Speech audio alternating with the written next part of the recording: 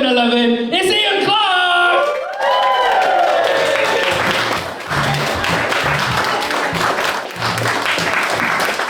Elysium Swansea, how the devil are we?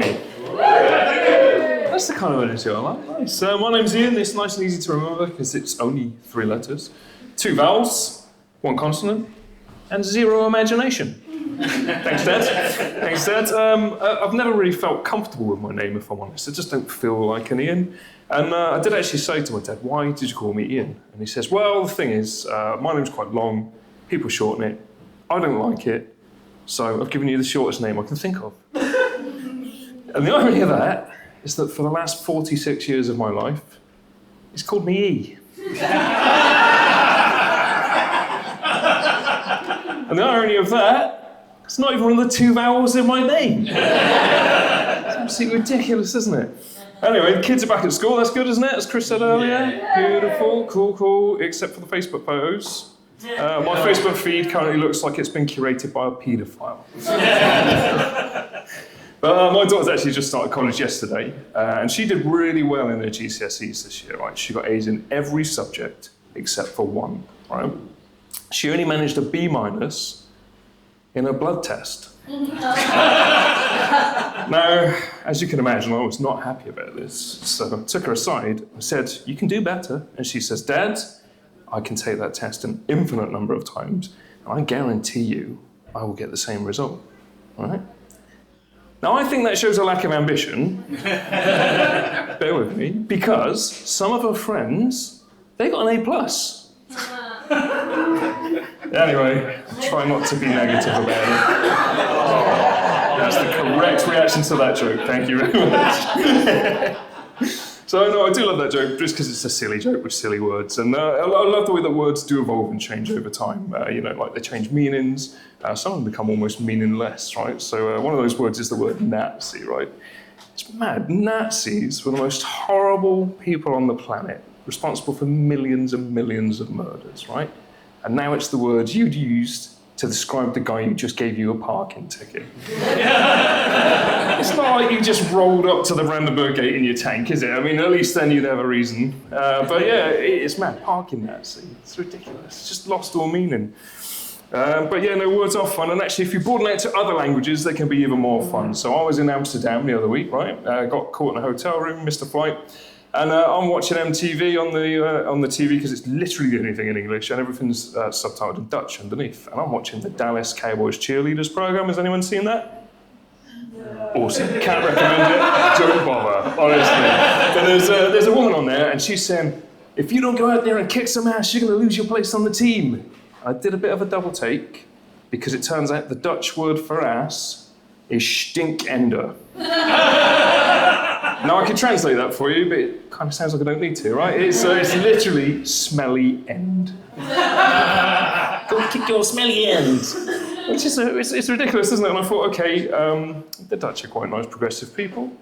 I wonder what their word is for the misogynistic one that we use for our best friends. So I looked it up, and the word is coot, which is cute. And they don't use it as a slur at all, because the Dutch, again, progressive, lovely, welcoming people. So I thought, well, what is the worst thing you can call someone in Dutch? And it turns out the word is kankervigem, right? Which means cancer victim. Oh. Brutal, isn't it? Absolutely brutal. So there's me thinking the Dutch are lovely, wonderful people, but it turns out they're all a bunch of stinkende hoolens. I'll be honest, I'd rather be called a cunt.